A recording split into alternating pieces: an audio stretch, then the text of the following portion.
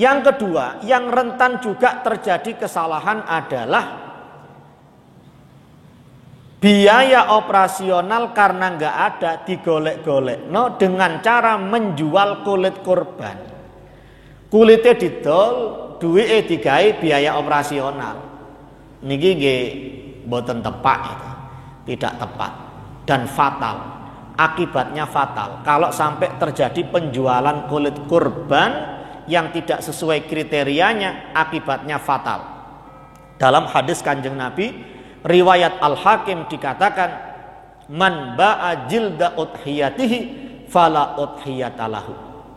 Siapa yang menjual kulit kurbannya, maka kurbannya tidak sah. Mek dados sedekah biasa.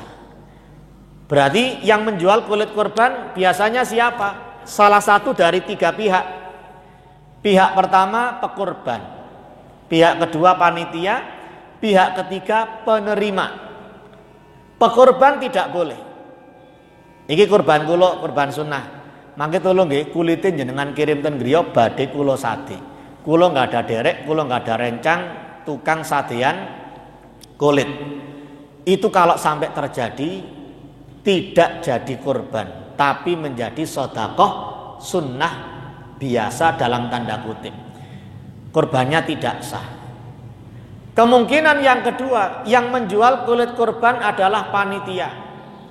Kemungkinannya diwakilakan kali pekurban, atau dia minta izin, Pak Kurban, Pak Slamet nih, Pak Slamet, mangke lek pun kula beli kulite ya napa niki? Kula sadeaken nggih. Kula sadeaken ten kula enggak ada rencang tukang kulit nih. Nggih pun jenengan sadeaken. Itu fatal. Kita katakan tadi wakil itu kedudukannya sama dengan mewakil. Kalau pekurbannya tidak boleh menjual kulit, maka panitia juga sama tidak boleh menjual kulit kurban. Kemungkinan lain panitia boten minta izin, nggih boten diizinaken menjual secara sepihak. Cara gampangnya gano angin, gano udan, moro ngedol kulit kurban. Ayo kelompokno, sapi oleh piro, telu, wedhus oleh piro, pitu. Ayo didol kulite. Ini jangan membahas fikih kurban, membahas fikih jual beli saja. Jual beli yang sah itu menjual barang miliknya sendiri. Sedangkan panitia menjual kulit kurban itu sebagai apa dia? Dia tidak memiliki kulit kurban itu. Kok moro ngedol itu secara akad jual beli pripun? Saya menjual sorban ini boleh. Wong niki sorban gadan kula. Tapi kula ngedol gelas niki, nggih mboten angsal wong gelas niki sanes kagungan kula. Sama kayak kulit tadi itu, moro didol kulitnya mbek panitia. Sebagai apa? Wong dia bukan pemilik napa? Kulit kurban tadi itu. Secara akad jual beli sudah tidak sah. Terus gimana solusinya? Yang ketiga, yang kadang menjual kulit kurban itu adalah penerima. Tapi secara fikih penerima niki wonten kalih. Penerima yang mampu atau yang kaya dan penerima yang miskin. Satu-satunya pihak yang berhak menjual kulit kurban adalah penerimanya yang miskin. Berarti solusinya ngeten, monggo kulit niki diparingaken ten penerima yang miskin. Dia mau menjual, mau dimiliki sendiri, damel kerupuk rambak, disumbangaken damel nopo, terserah. Wong dia adalah penerima yang miskin. Ini menjadi solusi. Insya Allah menjadi jalan keluar yang tidak keluar jalan gitu. Keranten kulit ini nggih angel. Kalau dalam hadis tadi yang disebutkan kulit, siapa yang menjual kulit kurbannya maka kurbannya tidak sah. Itu memang yang disebutkan kulit, tapi sebenarnya bagian yang lain sama. Siapa yang menjual daging kurbannya maka kurbannya tidak sah. Adapun dalam hadis secara khusus yang disebutkan kulit, keranten sing biasa disade adalah kulit. Lek daging kan jarang langsung diolah, saged diolah. Lek kulit kan tasik proses untuk memanfaatkannya itu. Biasanya yang mudah memang dijual. tapi menjualnya gimana? Kasihkan kepada penerima yang miskin. Mangke kok penerima itu nggak mau menjual, ya silahkan. Kalau mau menjual, silahkan jual sendiri. Atau kula mboten nggak ada jaringan tiang sadean kulit, mbok jenengan sadeaken Pak Panitia, nggih pun kula sadeaken. Nah ini baru yang boleh.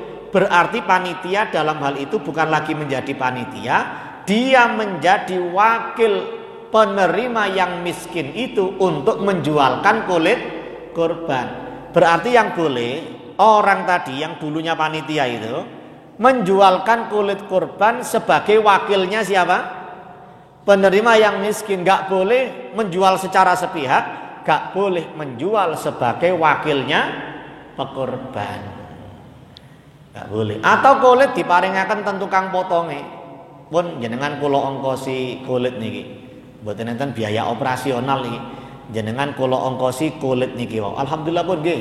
Niku mboten angsal. Mengongkosi tukang potong diongkosi kali napa kulit itu sudah seakan-akan menguangkan kulit itu.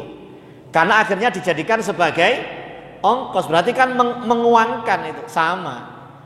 Maka gini wow, solusinya cuma lebih aman, jangan diberikan kepada siapapun, cari fakir miskin 5 orang, 7 orang diparingi.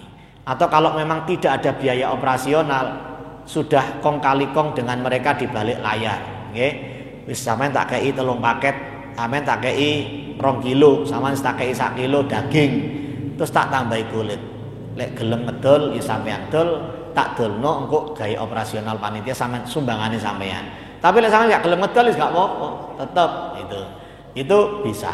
Jadi satu-satunya yang berhak adalah penerima yang miskin tadi. Cek mboten enten praktek penjualan, lebih baik sejak awal sudah ada tarian sumbangan biaya operasional. Karena dalam hadis riwayat Imam Ali dikatakan kami mengongkosi al-jazzar, tukang potong itu dari uang kami. Tidak diambilkan dari bagian apapun tadi itu.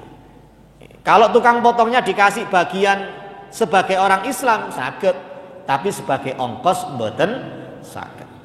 Wallahu a'lam bishawab. 3 pembahasan.